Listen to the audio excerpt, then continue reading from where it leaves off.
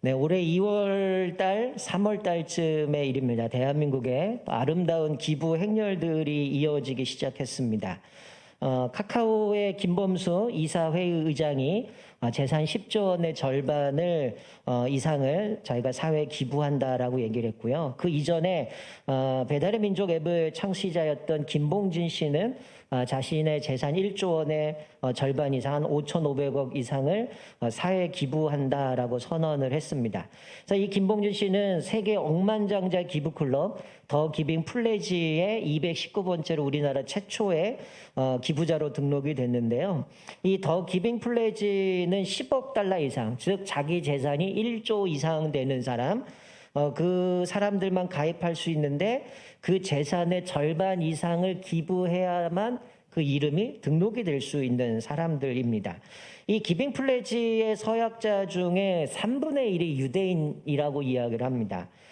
비즈니스 위크라는 그 지에 보면 매년 발표하는 50대 기부자 명단 중에 이 미국 인구의 2%에 불과한 유대인들이 그 기부 금액의 한 30% 이상, 평균 30% 이상을 차지한다라고 얘기를 합니다. 왜냐하면 이 유대인들은 이미 2000년 전부터 계속해서 하나님의 가르침을 따라서 약자들을 돌봐야 된다라는 그 말씀을 대로 살아갔기 때문이라고 얘기하죠.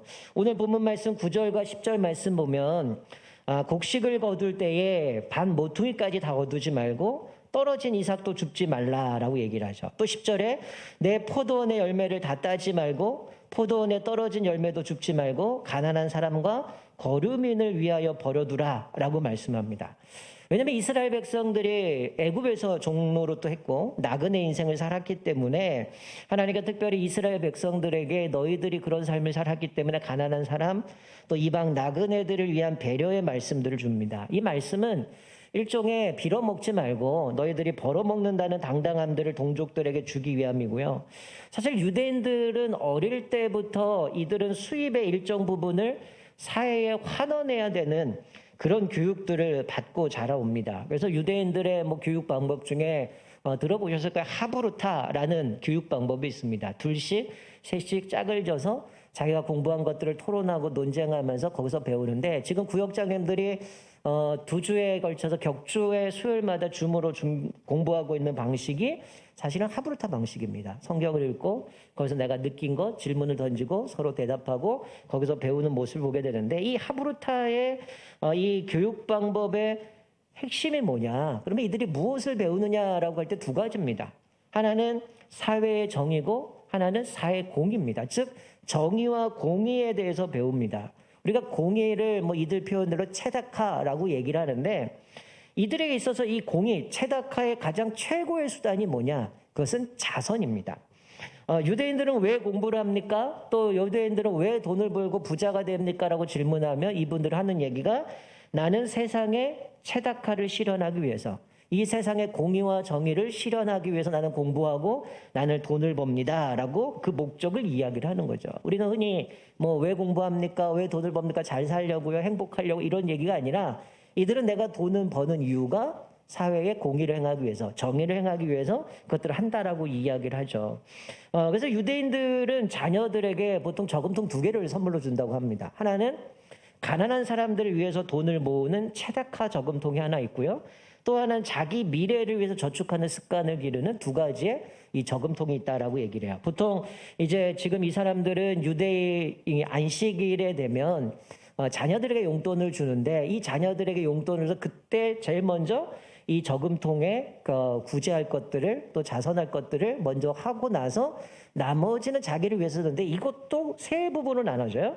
사회 약자를 위해서 또 나의 미래를 위해서 현재 나를 위해서 사용되어지는데 이게 이제 세종대 교수인 홍익희 교수님이 쓴 유대인의 이야기나 그분이 게시하는 글들을 보면 이런 얘기들이 되어 있는데요. 유대인은 지금도 금요일쯤 되면 자기가 파는 상품들을 이게 이제 봉투에 담아가지고 싸서 가게 문 앞에 놓고 문을 닫는답니다. 왜냐하면 안식일을 지켜야 돼 문을 닫는데 밖에다가 내놓는 이유는 가난한 사람, 물건이 필요한 사람들이 자유롭게 그거를 가져가서 쓸 수 있게 한다는 거죠. 우리가 성경에도 모두 유대인들, 이스라엘 백성들이 여러 가지 핍박을 받아 흩어져 살았던 사람들을 디아스포라라고 얘기를 하죠. 이 디아스포라 기간에 이 가난한 동족을 위해서 복지 제도들을 강화시켜 왔다라는 것이죠. 그래서 이들은 10명만 모이면 회당을 만드는데 그 회당에도 쿠파라고 불리는 헌금함이 있습니다. 그 헌금함을 통해서 사람들을 구제하는데 내가 좀 약간 물질이 좀 넉넉하다 그러면 자기 물질의 5분의 1을 드리고요. 보통 사람들은 11조 내는 거 10분의 1을 거기다 헌금을 해서 구제하고 섬기는 모습을 보는데 탈무드에 보면 이런 이야기가 있습니다. 친구에게 웃어주는 사람이 우유를 건네는 사람보다 낫다라는 탈무드의 이야기가 있습니다. 우리가 생각할 때는 우유를 주는 게 낫지 뭐 웃는 게 낫냐라고 생각하겠지만 이 이야기는 뭐냐면 우리가 어떤 이 물질적인 기부에 그치지 않고 남을 위해서 모든 봉사활동을 장려하는 의미를 이야기를 하는 거죠. 그러니까 어떤 내가 기부했다 끝이 아니라 그것뿐만이 아니라 모든 삶을 봉사활동으로 이어져가는 그래서 뭔가 연약하고 약자들을 돌봐야 되는 모습을 보여주고 있는 내용입니다. 그러니까 이 이스라엘의 백성들이 주셨던 이 율법의 핵심이 뭐냐? 사실은 공의와 정의라는 거죠. 이 공의라고 하는 거는 사회적인 약자를 돌보는 정의, 뭐 사실은 정의와 공의는 계속 혼용해서 왔다 갔다 사용되고 있는데 그 부분과 이 세상의 통치자는 하나님이시라는 거, 그리고 하나님 앞에 모든 사람들은 다 평등하다라는 의미를 갖고 있다라는 거예요. 근데 문제는 이 평등함이라는 이 엄격한 잣대가 어디에 있느냐? 사실은 인간에게 있는 게 아니라 하나님께 있음을 말씀해 주고 있는 것이죠. 여러분, 유대인들 하나님은 어떤 분으로 이해를 합니까? 전에도 살펴봤지만 우리가 2절 말씀에 너희는 거룩하라 이는 나 여호와 너희 하나님이 거룩함이니라 라고 말씀하죠. 하나님이 거룩하신 분이라는 거죠. 이 평등함이라고 할 때에 이 거룩해야 평등한 것이고 또 거룩한 공동체의 이 체다카, 공의와 정의가 흘러가야 한다는 거예요. 만약에 공동체가 정의와 공의가 온전히 실현되지 못하고 거룩하지 못하면 어떻게 되느냐?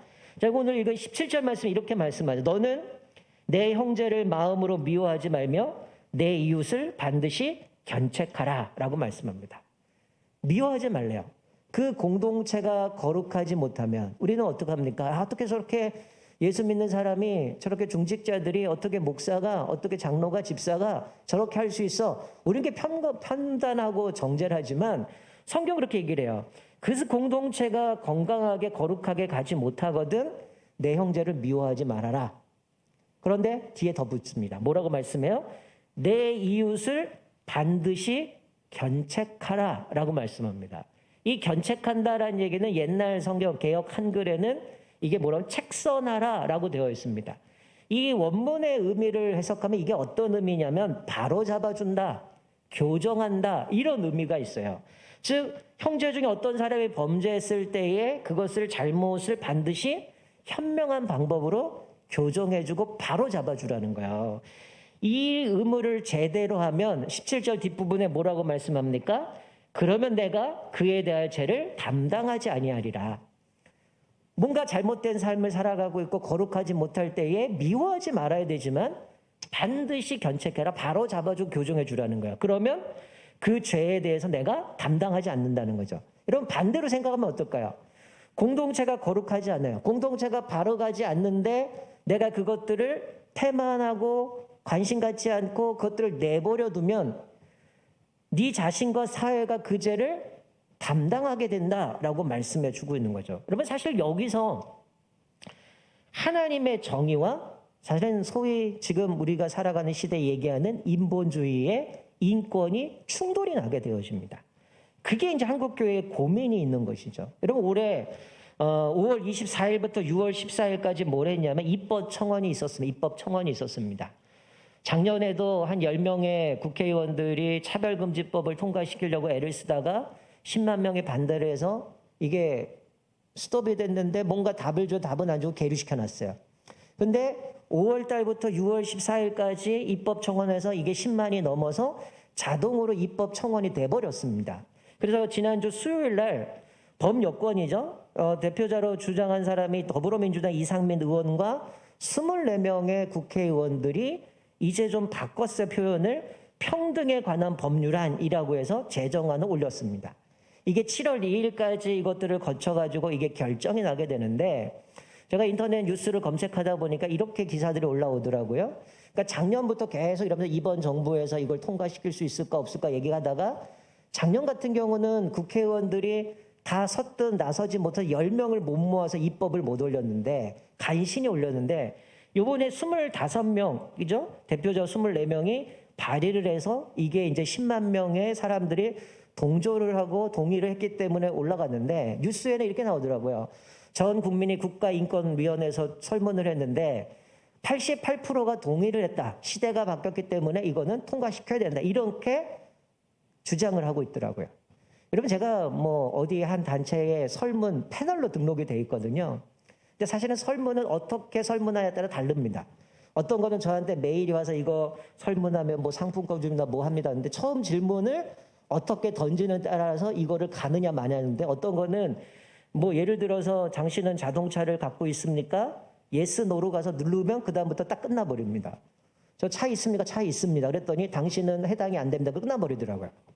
이렇게 설문이 뭘 물어보냐에 따라 달라질 수 있는데 88%가 동의하기 때문에 이거는 통과시켜야 된다라고 얘기를 하는데 사실은 1900년 말부터 2000년대까지 사실은 이 성소수자에 대한 인권에 대한 부분들이 나오면서 이게 기하급수적으로 계속 주장이 올라오고 있는데 지금 한국에는 이것들을 얘기하다 보편적인 어떤 인권을 주장하는 게 아니라 여기에는 성적 지향, 성별 정체성을 포함해서 차별 금지하는 법안이 나온 겁니다. 사실 작년에 나오는 차별금지법과 지금 나오는 평등에 관한 법률안하고 거의 비슷한데 요번에 바뀐 거는 앞에 단서 조항이 좀 들어가 있어요. 모든 영역에서 다 포함되어집니다. 심지어는 어디까지 들어가 있냐면 사이버상에 지난번에 제가 금요일에도 말씀드렸잖아요. 그 메타버스나 아니면 인공지능이나 이런 인터넷 환경 속에서의 나오는 부분까지도 이 법이 그대로 적용하겠다라고 단서가 들어가 있습니다. 물론 그분들이 주장하는 거는 사이버상에서 성희롱이나 이런 것들을 막겠다라고 얘기하는 부분이지만 이게 그 안에 다 적용을 시키겠다고 들어가 있는 것이죠. 아마 여러분 몇 년 전에 김지현 약사님 오셔가지고 오후 예배 때 우리가 가정 세미나를 한번 그분하고 들었던 기억이 나실 겁니다. 그때도 말씀을 드렸죠. 이게 이제 16일 날 입법이 그 발의를 올림과 동시에 이제 여러 기독교 단체들, 뭐 교수들, 의사들, 뭐 이런 분들이 많이 이것들에 대해서 규탄 대회를 하게 되어지고 어떤 노회는 이번 주 목요일 날 국회 앞에 가서 이거를 시위도 하고 기도회도 한다고 이야기를 하는데 여러분 왜 기독교인들이 결사적으로 차별금지법을 반대할까요? 여러분 표면적으로 보면 차별금지가 얼마나 좋습니까? 제가 지난주 말씀드린 것처럼 우리 아이가 장애인인데 장애인 학교를 만들기 위해서 하는데 주민이 반대요. 그래서 무릎 꿇어야 돼요. 그것 때문에 차별받는 거 막아야 되잖아요. 우리 아이들 학교 가면 아파트 지나가면 가까운데 얘네들이 임대 아파트라고 너희들은 집값 떨어진 길로 다니지 마. 이런 거 막아야 되잖아요. 근데 왜 우리가 이것들을 계속해서 반대를 할까요? 이들이 얘기하는 뭐 성차별, 학벌차별, 종교차별, 인종차별, 어떤 장애인들 차별, 여러 가지 차별들을 받지 말고 이 사람들이 고용하는 것들, 뭐 교육받는 것들 이런 것들에 차별 주지 말아야 된다. 우리가 그거 반대합니까? 우리도 그거 동의한다는 거예요. 문제는 이것들을 통해서 역차별이 등장한다는 겁니다. 쉬운 예로 예수 그리스도만이 유일한 진리입니다라고 얘기를 하면 다른 종교들은 다 차별하는 거기 때문에 처벌을 받는다는 거예요. 여러분 전에 뭐 그 약사분을 통해서도 말씀을 드렸지만 여러 사례들을 그때 PPT와 동영상을 통해서 배웠지만 여러분 목사가 동성애자 결혼식 거부하면 고소당하잖아요. 미국의 한 교회는 교단 자체가 동성애를 인정했기 때문에 우리는 못 쫓아갑니다. 그래서 그거 안 따라가겠다 교단 탈퇴하는데 그 교단은 교회 건물과 재산이 총회 소득이기 때문에 그거 다 포기하고 교회가 나와버렸거든요. 여러분 그래서 우리가 몇 년 전에 그 사건이 벌어지고 나서 총회에서 헌법에 이걸 명시했습니다. 목사의 직무에 뭐가 들어가 있냐면 동성애자와 총회 교리에 위배되는 이단에 속한 자가 요청하는 집례를 거부하고 교회에서 추방할 수 있다라는 조항을 넣습니다. 왜냐하면 목사가 주례 안 해줬다고 처벌을 받게 되니까 우리 교단은 이거 아닙니다. 우리는 동성애자를 거부합니다. 물론 여기서 얘기하는 동성애자를 무시하고 차별하겠다가 아니에요. 그들을 사랑합니다. 그러나 그것으로 인하여서 주례해야 되려는 성경적으로 위배되는 걸 요구할 때 우리는 거부하겠다라는 거죠. 이런 영국에서는 전도하다가 목사가 체포당하기도 하고요. 교사 연수 중에 교사가 어떤 그 동성애 옹호 강연이 지루해서 잠깐 나갔다 왔더니 학교로부터 징계를 받았고요. 어떤 간호사는 십자가 목걸이 했다 그거 떼라고 얘기하고, 또 의사가 수술을 해야 되는데 더 이상 인간적인 방법을 할 수가 없어요. 그래서 의사가 더 이상 인간의 노력은 할 수 없습니다. 우리 하나님 앞에 기도하면서 이거를 좀 소망을 갖고 나갑시다. 그래서 잘렸어요. 그리고 병원에서 이 간호사가 뭐 환자들을 위해서 기도한다고 쫓겨나게 되어지는 모습. 또 여러분 그때도 기억하시겠지만 영국에서 평등법이 만들어지고 나서 학교에서 동성애 성전환 옹호 교육을 한 후에 10년 동안 살펴봤습니다. 이 교육을 하기 전에 2009년에는 77명 정도가 성전환을 희망했는데 이게 교육을 받고 났더니 10년 사이에 33배로 증가했습니다. 2018년, 2019년에 보니까 2,590명이 성전환을 했다는 거야. 그 교육을 통해서. 그리고 우리나라는 2011년에 한국기자협회가 인권보도 준칙을 만들어버리기 때문에 그 이후로 사실은 여러분들 인터넷이나 기사들 보면 성소수자에 불리한 내용들이 기사된 게 하나도 없습니다. 다 사라져버렸어요. 그리고 국가인권위원회가 친동성애 정책, 언론 보도 준칙을 만들어버린 그런 것들이 다 사라져버렸다라는 겁니다. 여러분 이거는 뭐 앞에서 말씀드린 거 지난번에도 이미 들었던 거고 우리에게 드러난 부분이지만 여러분 우리가 심각하게 고민할 필요가 있어요. 여러분 예를 들어서 여러분들에게 딸이 있다고 생각해 보세요. 여러분의 딸이 대학교를 들어가서 기숙사 배정을 받았습니다. 근데 방에 동급생으로 들어온 사람이 누구냐면 성전환한 남자가 여자로 성전환해서 여러분의 딸과 같은 방으로 들어왔어요. 어떻게 하실 거예요? 만약에 딸이 나 이 사람이랑 같이 안 쓰겠습니다. 차별법 위반입니다. 여러분 여성으로 성전환 남자가 권투시합 나가요? 그럼 여성하고 권투합니다. 어떻게 될까? 그 여성은 완전히 골절되고 문제가 생길 겁니다. 심지어는 이런 얘기도 있더라고요. 여성이 성전환을 남자로 성전환을 하는데 생식기는 그대로 놔두고 있는 겁니다. 그리고 나서 인공 임신을 하는 거죠. 그러면 합법적으로 어떻게 돼요? 남자가 아기를 임신한 거죠. 그곳에서 뭔가 잘못되고 얘기하면 차별금지법이 되기 때문에 어떻게 됩니까? 그 사람의 인권을 존중하기 위해서는 이제 부모 1, 부모 2가 되는 겁니다.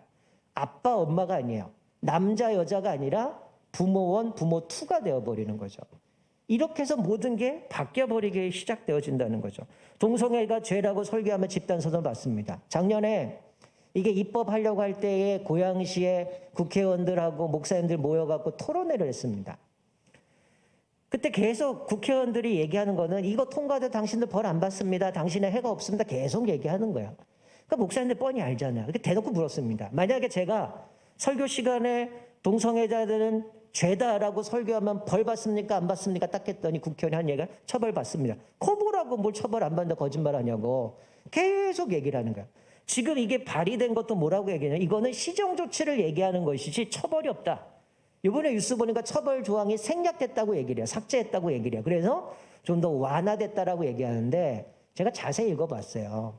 시정이라고 얘기를 하는데 여러분 만약에 저희 어린이집도 교회에 있지만 만약에 어린이집의 교사가 성전환 수술을 한 사람이라든지 아니면 트랜스젠더라는 사람들 교사로 왔어요. 그러면 그거를 거부하면 어떻게 될까요? 시정조치가 내리겠죠. 당신 이 사람 고용 안 하면 뭐 제재를 가하겠다? 이러면 어떻게 될까요?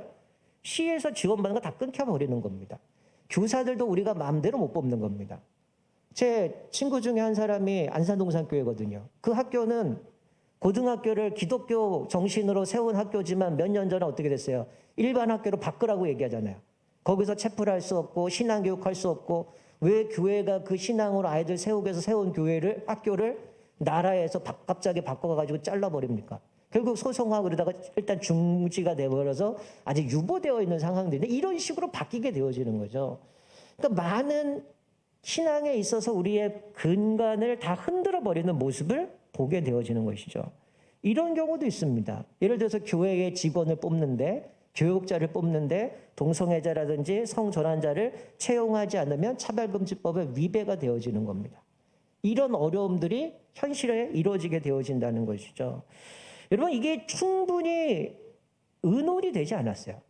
서로 이것들이 아직도 주장을 하지만 그분들 이야기 들면 이런 여러 가지들은 아직도 서로가 합의가 돼야 되고 의논이 돼야 된다는데 의논도 안 되는 걸 왜 법을 만듭니까? 법 만들어 놓으면 바꾸기 힘들잖아요. 여러분 이게 차별금지법이 통과되면 어떤 일이 벌어지냐면 기독교의 유일성이 사라집니다. 예수 그리스도만이 유일한 소망입니다. 예수 그리스도만이 유일한 진리입니다라는 못 외칩니다. 이게 이제는 종교다원주의와 차별법이 되기 때문에 우리는 예수 그리스도에게만 구원이 있습니다라고 선포하지만 이게 선포되어지고 만약에 법이 통과되어지면 어떨까요? 나머지 종교를 차별한 겁니다. 그러면 예수 그리스도는 유일한 진리입니다를 못하는 거예요. 그러면 어떻게 해요? 도덕적인 종교, 윤리적인 종교로 바뀌는 겁니다. 많은 종교 중에 하나가 기독교로 되어버리는 모습이 나는 거죠. 여러분 이게 오늘 설교 제목처럼 우리는 지금 자선과 견책 사이에 서 있다는 거죠. 여러분 지금 유대인들 이야기를 제가 들었지만 오늘 본문에도 그래요. 계속해서 포도원에 또 곡식을 나를 때 떨어진 거 다 따지 말고 줍지 말고 가난한 사람, 소외된 사람 그들 위해서 놔둬라라고 얘기를 하는데 여러분 많은 사람들이 그런 얘기를 합니다. 기독교만 반대한다. 과연 기독교만 반대할까요? 천주교도 불교계도 믿지 않는 사람들도 이 문제에서 다 고민하고 다 반대하는 내용들이 있습니다. 그 사람들은 80몇 프로가 다 주장한다고 얘기죠. 그것도 어떻게 통계를 냈는지 모르겠지만 수많은 사람들 지금 이게 입법이 올라가다 보니까 아마 인터넷 검색하면 다 뜰 겁니다.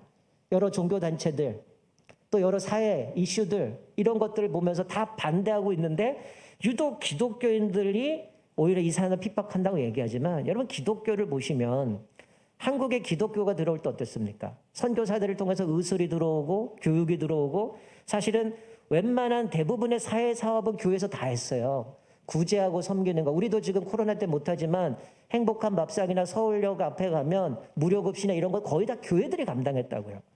교회가 그런 일들을 감당하지 마치 교회들은 약자들을 그들을 무시하고 돌보지 않는 것 같지만 거의 통계에 의하면 70% 80% 이상은 다 교회가 그 일들을 감당하고 있습니다.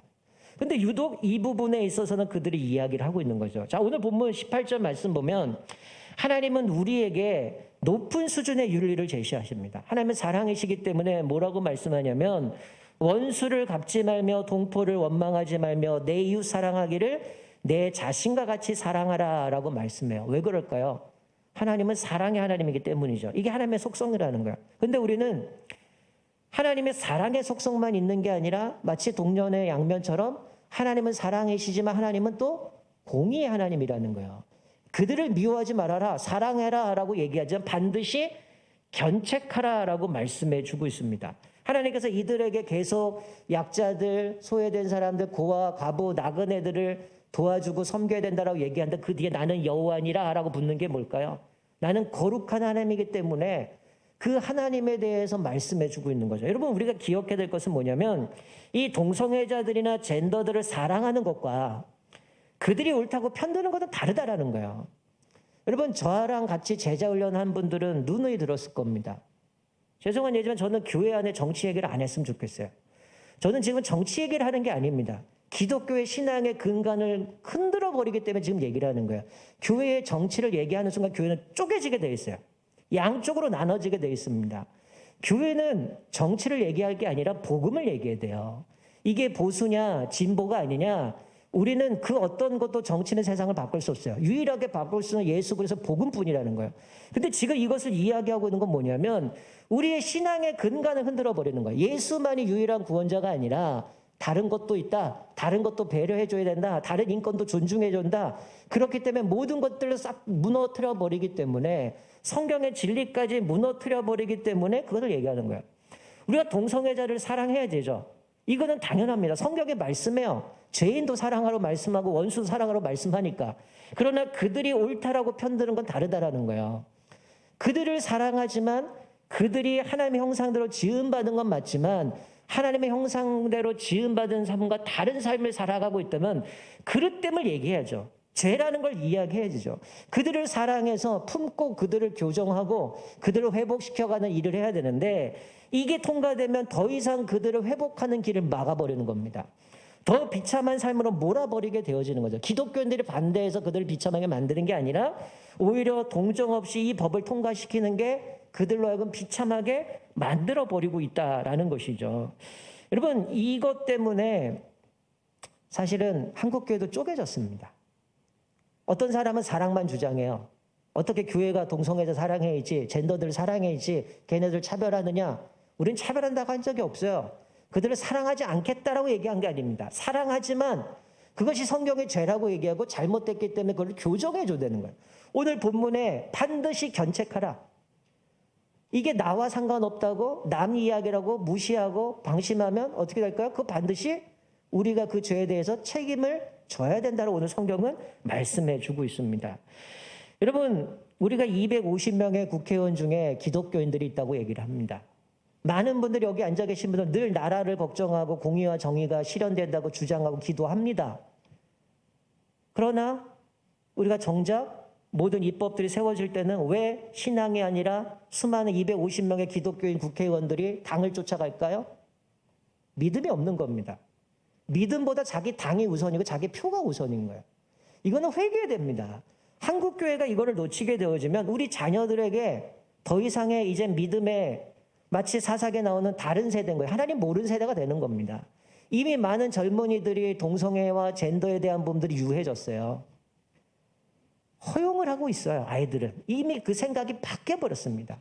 세상에서 그렇게 가르치고 학교에서 그렇게 가르치고 그것이 옳다라고 가르쳐 주기 때문에 오히려 초등학교 아이들 이 문제를 다루면 아니에요. 학교 선생님 그렇게 안 가르쳤어요. 이렇게 이제 아이들은 얘기하고 있다라는 거죠. 여러분, 한 가지 얘기만 하고 마칠게요.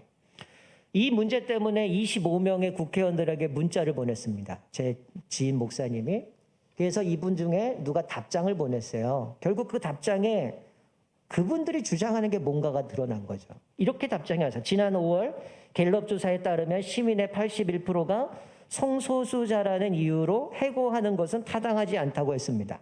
여러분, 이건 노동법으로 이미 금지되어 있어요. 성소수가 아니라 아무나 함부로 자르지 못하게 되어 있습니다. 그건 법으로 금지가 되어 있거든요. 그런데 누구도 어떠한 이유로도 차별받지 않아야 한다. 이거는 모두 합의됐다. 이건 기독교도 동의합니다. 근데 여기서 끝난 게 아니라 이분이 이렇게 문자가 왔어요. 트랜스젠더 만세, 성소수자 파이팅, 전 성소수자를 응원하고 이해합니다. 평등법 지지합니다. 여러분, 이게 국회의원이 보낼 문자입니까? 자기들이 얘기하는 어떤 사람들이 소외되고 피해받기 때문에 그들을 보상받을 수 있도록 해주겠다게 입법이라면 이렇게 답이 오면 안 되잖아요. 트랜스젠더 만세, 성소수자 파이팅, 이게 국회의원이 보내는 겁니까? 결국 이 사람들을 자기 표로 만들어서 자기의 기득권을 얻게 하는 거거든요. 우리가 지금 이렇게 말씀하고 있는 거는 지금 신앙의 근간이 무너지면 여러분 다음 세대들은 끝납니다. 지금도 코로나로 다 떠나가게 되어지는데 이런 말씀을 읽겠습니다. 이번 주 금요일이면 6.25입니다. 벌써 60년이 지났는데 지금도 우리는 핵무기와 여러 가지 전쟁의 위기를 갖고 있지만 더 심각하게 고민된 건 창각칼이 아니라 세계관 전쟁입니다. 가치관의 전쟁이에요. 많은 것들 우리 세상에 여러 가지 세속적인 그 생각들로 우리 신앙의 뿌리마저 흔들어버려서 성경을 왜곡시켜버리고 진리마저 왜곡시켜서 인권이란 이름 안에 성경마저 위협하고 있는 이런 시대를 살아갑니다. 여러분, 정말 우리가 오늘 본문 말씀처럼 깨어있지 않으면 우리가 힘듭니다. 여러분, 누가 보더라도 어때요? 이거는 골리앗과 다윗의 싸움입니다. 뻔히 집니다. 수많은 사람들이 그것들을 주장하고 있어요. 그러나 다윗이 이 골리앗을 이길 수 있었던 건 뭐였습니까? 만군의 여호와의 이름과 그가 들고 있던 문맷돌이었어요. 만군의 여호와의 이름이라고 한다면 오늘 이 사건을 볼 때에 하나님은 사랑이시다라는 부분이겠죠. 하나님의 그 약자들, 소외된 사람들, 연약한 사람들을 사랑하는 것, 그걸 말씀하겠죠. 그러나 우리는 물맷돌이 있습니다. 유일한 이 진리의 말씀, 이 강력한 무기, 이것을 가지고 하나님의 질서를, 창조 질서를 깨트린다면 그 어떤 세력도 그것을 위협하는 우리는 목숨 걸고 지켜야 되죠. 이거를 잃어버린 순간 우리의 신앙은 끝나는 겁니다. 여러분, 잠깐 영상 하나 좀 시간이 갔는데 영상 하나 보고 같이 기도했으면 좋겠는데요. 제가 쭉 지금까지 이야기한 것들을 하나 드라마로 짧게 만든 영상인데요. 이게 만약에 입법이 통과되었을 때에 우리 가정에서 어떤 문제가 일어날 것인가를 가상으로 만든 거예요. 아마 이미 보신 분도 있을 건데 좀 이 영상 보시면서 우리 같이 한번 기도하는 시간을 가졌으면 좋겠습니다. 특별히 여러분들 좀 기도 좀 많이 하셨으면 좋겠고요. 이게 7월 2일까지 반대 서명을 합니다. 지금 유튜브로 예배 드리시는 분들은 유튜브 밑에 링크를 걸어놨을 거고요. 또 교회 홈페이지에 보면 이게 공지사항에다가 올려놨습니다. 이거는 서면으로 받는 게 아니라 국회 입법 사이트 들어가서 여러분들이 반대한다라고 해야 되는데 아마 예배 전에 한 14,000명 정도 지금 반대 서명을 하고 있는데요. 7월 2일까지 10만 명 정도가 반대를 해야 이게 저지가 될 수 있습니다. 한번 영상을 보시고 같이 한번 우리 기도하는 시간을 갖도록 하겠습니다. 이프 패밀리는 차별금지법이 제정된 가상의 세계를 그린 이야기다.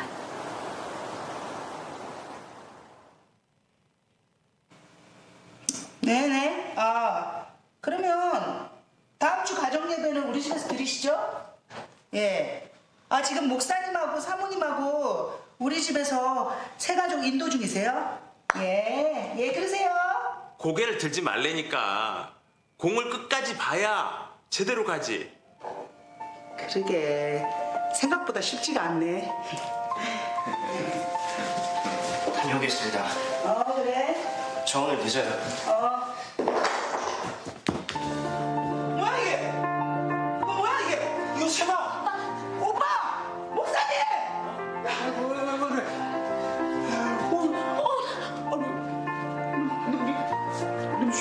미쳤어 너?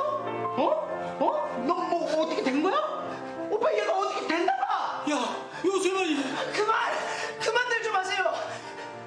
외삼촌, 외숙모, 엄마, 그리고 아빠. 이게 박유셉 진짜 얼굴이에요. 아들이 아니라 오늘부터 딸이에요. 야, 난 여자로 살 거예요. 요셉아, 이건 하나님이 만든 창조질서 위배되는 일이야. 너 제정신이야? 빨리 안 벗어? 유사가 우리는 하나님 믿는 사람들이 성물 교체는 죄악이야. 성경에서 그랬어. 이번만 못 드는 걸로 할게요. 인간은 누구나 자기 스스로 자신의 성을 추구할 수 있어요. 성경에 허락되지 않은 이혼은 죄악이라 했지만 지금 누가 이혼을 죄라고 생각하나요? 차별금지법이 통과됐잖아요. 이제 세상이 바뀌었다고요. 동성애 교단에 동성애 목사님도 계시잖아요. 하지마! 요즘아 엄마가 잘못했어. 미안해. 요즘아 아니야 그거 아니야. 엄마 미안해. 엄마 미안해. 하지마.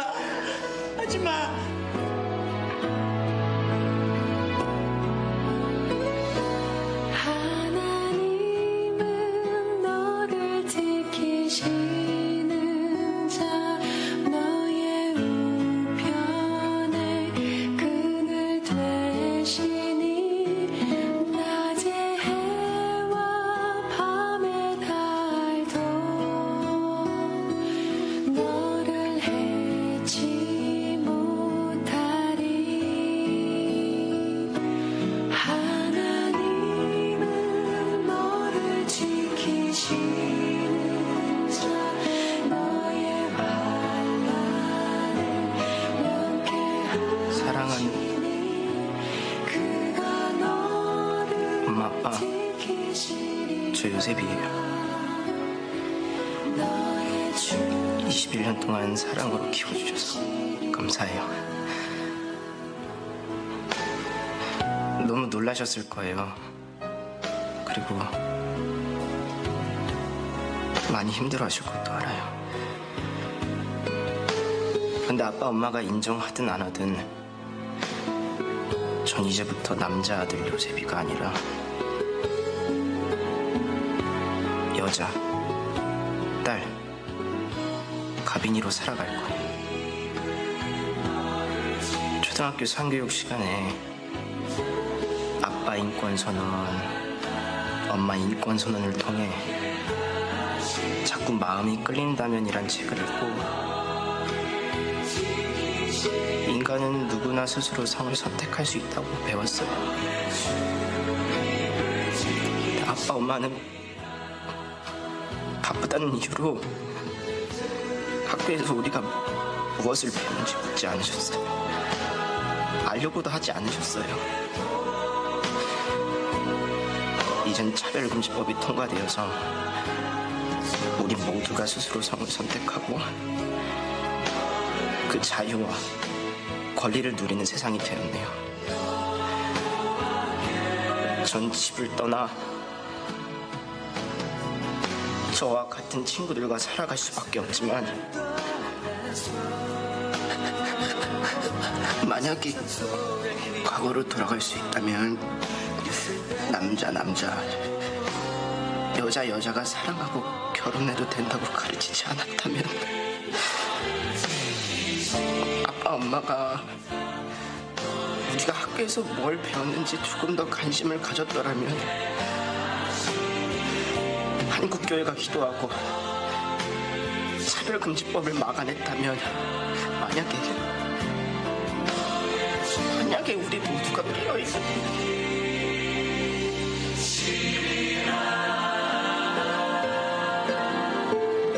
하나님께 요셉이가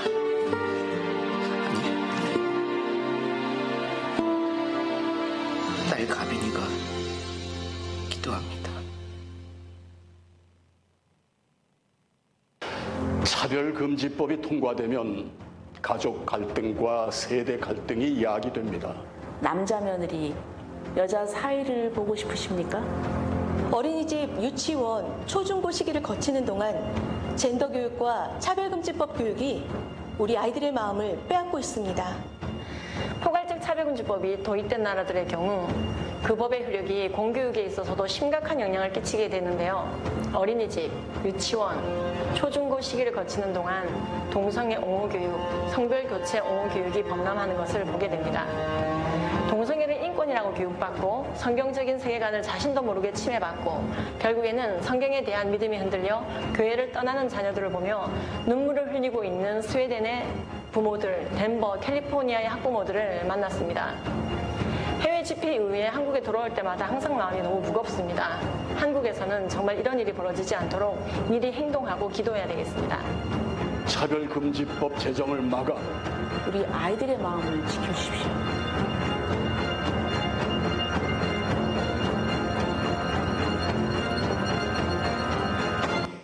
우리 같이 한번 기도했으면 좋겠습니다. 오늘 말씀처럼 공동체가 거룩하지 못할 때 우리는 그들을 미워하지 말고 사랑해야 되지만 반드시 그들을 견책하라라고 말씀하고 있습니다. 이 잘못된 입법들이 진행되고 있는 가운데 또 우리가 그것을 반드시 막아내야 우리 자녀들이 다른 세대가 아니라 하나님을 경외하는 믿음의 세대로 세워가게 되어집니다.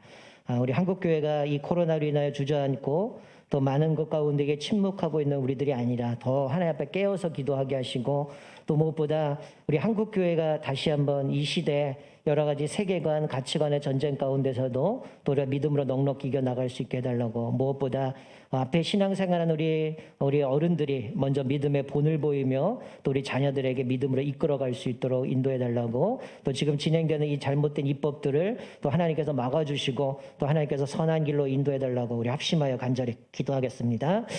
하나님 아버지 감사합니다. 아버지 하나님 오늘 우리 말씀을 통하여 우리 공동체가 거룩하게 살아가지 못할 때 하나님 그들을 미워하지 말라라고 말씀하면서도 반드시 그들을 경책하라고 말씀합니다. 아버지 지금 이 시대에 살아가는 이 세상 여러 가지 잘못된 세속적인 세계관들로 인하여 많은 것들을 무너뜨립니다. 이제 성경마저도 그 진리마저 왜곡하며 우리로 하여금 신앙을 저버리도록 우리를 교묘하게 미혹하고 있습니다. 하나님 우리가 깨어있지 못한다면 하나님 정신 차리지 못한다면 이 모든 것 결국 우리 다음 세대의 하나님을 아니라 잘못된 신앙으로 인하여 결국 그들이 다른 세대가 되어 하나님을 떠나버리게 되어지는 결론을 맺게 됩니다. 하나님 이 코로나로 인하여 많은 사람들 주저앉았고 많은 열정과 소망을 상실해버린 이 시대에 다시 한번 우리 안에 믿음의 열정들을 허락하여 주시고 또 주를 향한 온전한 믿음 가운데 다시 일어날 수 있도록 인도하여 주시옵소서. 더 아버지 하나님 우리가 민감하게 반응하게 하시며 하나님의 뜻을 구하고 이 시대에 하나님의 말씀하며 올바르게 살아내어갈 수 있도록 인도하여 주시옵소서. 무엇보다 신앙을 가진 기성세대들이 하나님 앞에서 온전하게 세워져 가게 하여 주시고 무엇보다 우리들이 세상 가운데 나아가 선한 영을 끼치며 믿음으로 나아갈 수 있도록 다시 한번 우리를 회복시켜 주셔서 다시 한번 이 땅에 아버지의 전쟁과 평화 가운데에 수많은 사람을 고민하고 염려하고 살아가지만 다시 한번 이 땅에 하나님의 은혜가 정의와 공의가 온전하게 편만하게 선포되어지며 그것들을 온전히 드러내며 살아갈 수 있도록 우리 심령을 역사해 주고 붙잡아 주시옵소서. 다시 한번 이 땅 가운데 하나님의 은혜와 공의가 온전하게 펴져 나가게 하여 주시고 그것을 통해 다시 한번 이 땅에 하나님의 은혜 가운데 든든하게 세워져 갈 수 있도록 하나님 역사하여 주시옵소서.